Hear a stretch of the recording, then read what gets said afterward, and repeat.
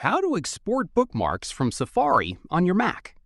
If you want to save a copy of your Safari bookmarks or transfer them to another browser, this tutorial will walk you through the process.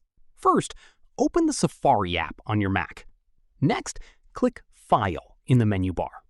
Now, select Export, then click Bookmarks. Choose the folder where you want to save the bookmarks file.